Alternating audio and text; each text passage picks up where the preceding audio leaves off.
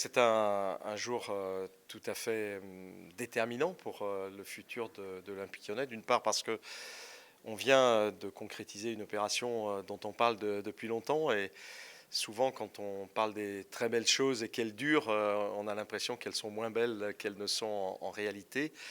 Et donc le fait d'avoir tenu le conseil d'administration ce matin qui entérine l'arrivée du groupe de John Textor et puis surtout d'un ensemble de gens qui accompagnent John Textor, qui sont soit des grands financiers, des fonds de dette très importants, mais aussi des industriels américains dans le sport, tous très pertinents et très bien organisés sur le plan financier, fait que c'est un jour, on va dire, très important, mais très positif pour Olympique Lyonnais Group.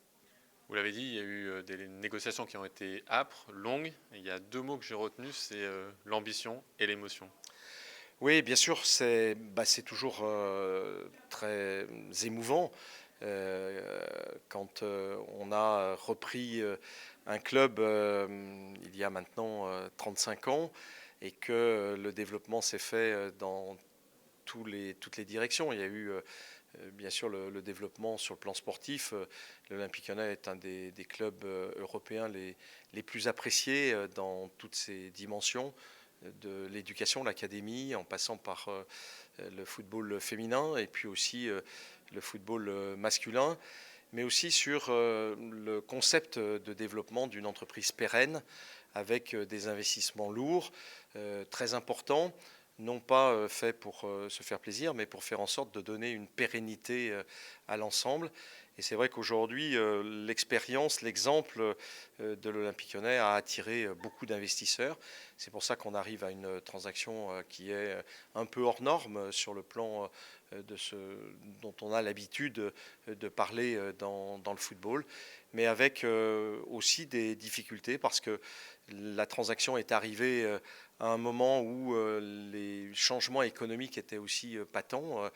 Le loyer de l'argent qui augmentait, des conversions entre le dollar et l'euro qui évoluaient, et puis l'agrandissement du projet au sein d'une holding, Eagle, qui va regrouper ces 4 clubs qui appartiennent directement ou indirectement à John Textor, et qui vont créer une approche multisport, multi-club, pardon, au service d'une ambition nouvelle pour l'Olympique Lyonnais, mais aussi pour les autres clubs qui participent à Eagle. On en parlait, une augmentation de capital de 86 millions d'euros. C'était peut-être même un petit peu plus. Et surtout, les supporters veulent savoir comment sera réinvestie cette manne financière. Alors bon, déjà, c'est effectivement 86 millions plus une vingtaine de millions qui sont intervenus sous forme de compte courant de l'actionnaire, mais parce qu'il faut redonner aux banques une partie de ce financement. Il y a une cinquantaine de millions d'euros qui vont être redonnés aux banques sur les 100 millions qui sont rentrés ce matin. Et les investissements vont se répartir d'une part dans la poursuite de la pérennité des infrastructures. On a un certain nombre de choses complémentaires à faire, et puis aussi sur le projet sportif dans les différentes directions. L'académie tout d'abord, où on a des projets tout à fait significatifs. L'équipe masculine, bon, tout le monde attend évidemment qu'on se renforce un petit peu. Et puis l'équipe féminine qui a aussi les ambitions de se maintenir au plus haut niveau du football européen et même mondial pour ce qui la concerne. Dernière question, vous confirmez évidemment que vous restez bien à l'Olympique Lyonnais avec vos équipes, ceux avec qui vous travaillez depuis de longues années. Comment ça va se passer concrètement?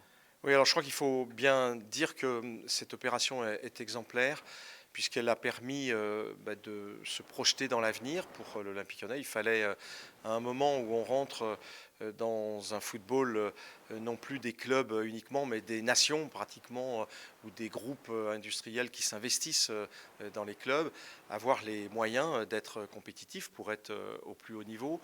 Et parallèlement à ça, de pouvoir continuer à développer une stratégie qui a bien fonctionné.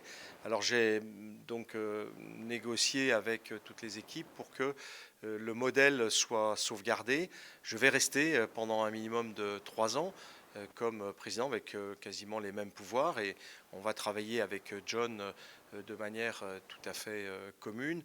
Il faut dire aussi que John, qui a fait en sorte que les opérations réussissent, a beaucoup apporté avec non seulement des investisseurs importants, mais des partenaires américains qui sont parmi les plus prestigieux. Donc on se retrouve avec un board qui est absolument incroyable. On se retrouve avec la même équipe de direction. Bon, je souhaitais continuer à travailler sur ces bases-là avec Thierry et toutes ces équipes financières, juridiques, commerciales, marketing.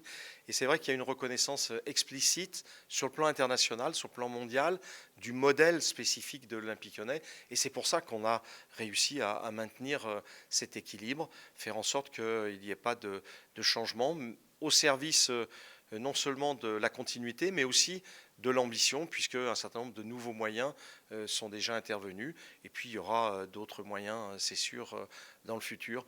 En tout cas, c'est pour les supporters aussi, les groupes de supporters avec qui nous avons beaucoup parlé.